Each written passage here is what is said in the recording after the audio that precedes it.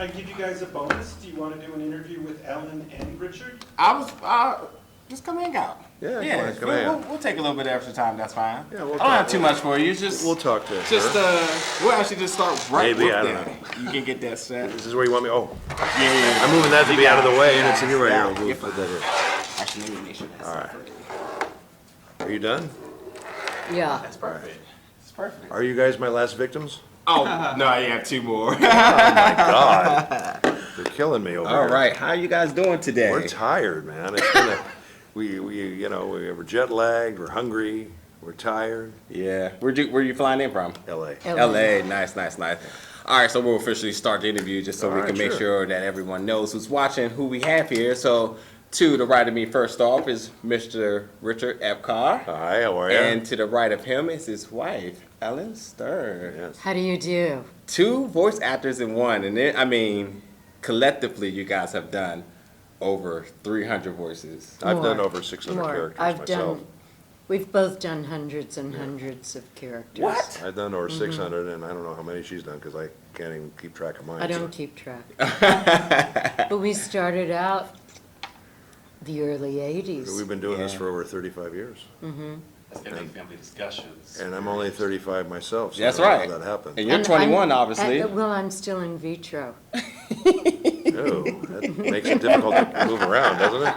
It's small quarters. You kind of look like this tripod when you walk around. It's kind of scary.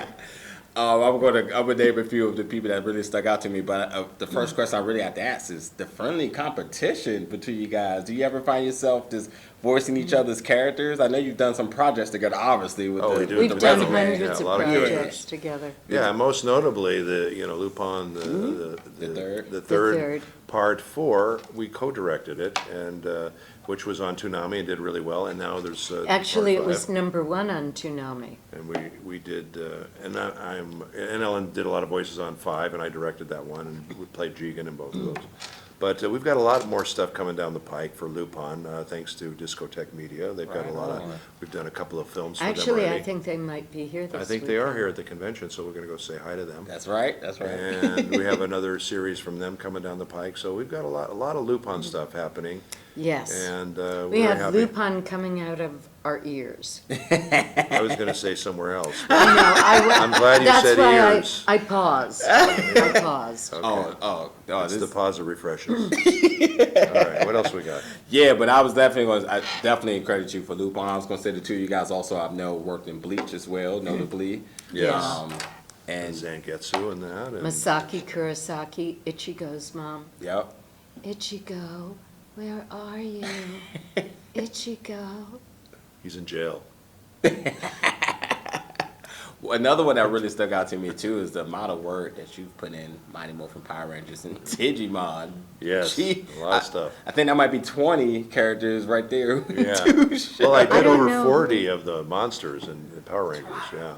I was in Digimon, but those were the days when I wasn't writing it down. And I don't know which characters I did. Okay. You heard it here first, folks. With such a really extensive resume that you guys have, can you talk about the dynamics of how voice work earlier in your career, how and the contrast of how it is now, the process? I just think it's gotten better. You know, everything's gotten better. The technology's gotten better. The acting's gotten better. The writing's gotten better. In general, I just think everything's gotten a lot better. You know, anime, it depends on what the show is. A lot of times, there's a lot of pressure to do it quickly, but, some of the shows, they've really, really taken their time and done a good job. But I'm speaking specifically of the games right now. The writing for the games is like, it's like screenwriting, Yeah. It's just really good. Go ahead. One of the early games that I did called Jade Cocoon, I still think about it. The experience, the story was so phenomenal. It should be a movie. She And the cries about it story- all the time. I do. He has to hold my Kleenex box. But the stories are so phenomenal. They really, Yeah. really are. But you know what's really changed? Besides the writing and the directing and everything across the board, Pro Tools.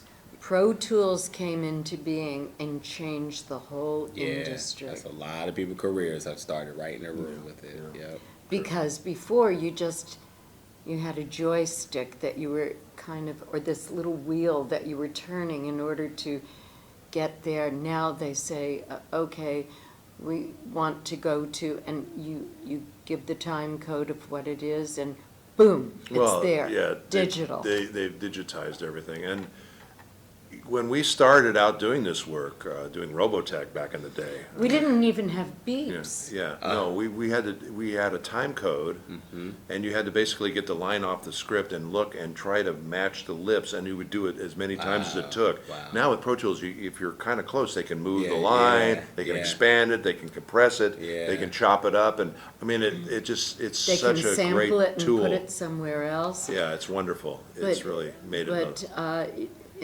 But what happened as a result of doing what I call guerrilla dubbing, I call it combat dubbing. combat dubbing, you call it combat, I call guerrilla. What if we I would called be it? right, actually. What if?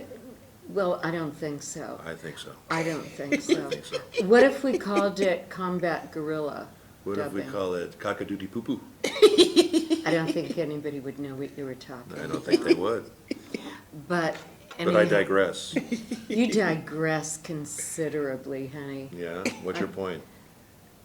I'm trying to remember what it was. See? Okay. The ever forgetful Ellen Stern, ladies and as a gentlemen. result of doing it like that, we became expert dubbers because we had to grab Yeah, it. we had to do it Yeah. the old-fashioned way. Yeah. Yeah. And I guess you take that experience as well, and obviously just the experience of just doing the work, period. And then now in the directing role, now it's just that it puts you can wear every hat pretty much. And we do. Yeah. We do, yeah. But the thing is, the hats don't last. You have to change them out every year. Yeah.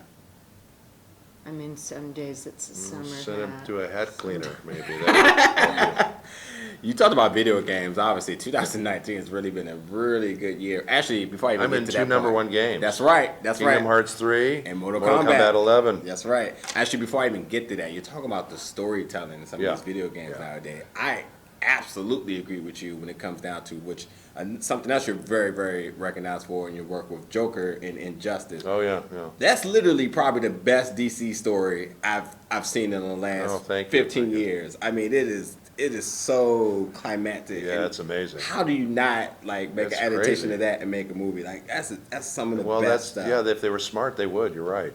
I They literally, would I mean, cast me, those bastards.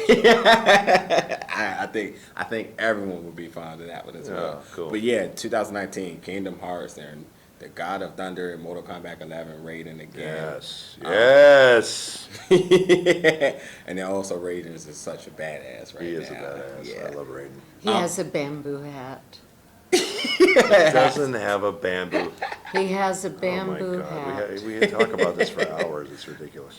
So for you guys to play so many characters, and obviously we're here at Otakon here in Washington, D.C. It's 2019. I forget what year this is for them, but this is just another year of their... This is their 25th anniversary. 25th? Okay, Isn't that okay. amazing? I knew it was a significant number. San Diego was Yeah. 50, and this is at 25. Yeah, this is the Yeah. 25th anniversary, and we're very honored to be guests Oh, of their we love 25th. Otakon. Yeah, we love Otakon. They're one of our, go ahead. Yeah, we did Vegas Otakon, How many years ago was that? That had to be like 6 years ago, something like that, 6, 7 years ago. And then we last did DC Otakon, that was like 10 years ago. Yeah, at least. So Yeah, we're we haven't been so here for a while, excited so we're to be really happy back. to Welcome have you back. yeah. Glad to have you guys. But yeah, what does it mean again with this really extensive resume of work when you see the cosplayers and characters and you see multiple characters from different it's- shows and it's- projects yeah, all it's together? awesome. It's just It's like really- a small universe Yeah. of your voice work on display. Like, It's so much fun, and what's really fun is, when they meet you, they get such a kick out of meeting you and, the characters you play. And it's just, honestly, I've had some people come up to me and tell me about, they've had some very tough times and that, like, watching Lupin III really got them through, or things, things of that ilk. Or And- Robotech. Yeah, or just, Robotech, people join the military because they saw Yeah. Robotech. I mean, Yeah. Or Bleach. Yeah, anything we do that impacts people's lives positively makes us feel good. And, because we're in these dark booths doing these characters, we don't know who's watching or how's it going to affect somebody. But the fact that people really enjoy it and it affects them in a positive way and, really makes us happy, makes us happy we're working on something like that. But besides that, there's another part to this, that when we started out in the early 80s, there wasn't even a name for anime, and nobody knew about Japanese it. animation. That's pretty It much was what Japanese, or the other animation, we used to call it. And we never knew that it was going to have a life. We never imagined. Yeah. And when we went to our first convention, and people were so excited to meet Yeah, us. it was we- like, what the hell? It We was- looked behind us. Yes, You're talking are the to Beatles us? in the room? What's going on? What's happening? that is awesome. Now, quickly, because I think one more question, or I guess I don't have any other questions. You can ask another question. Go ahead. One really more question. quickly, of all the characters you play, who do you resonate the most with?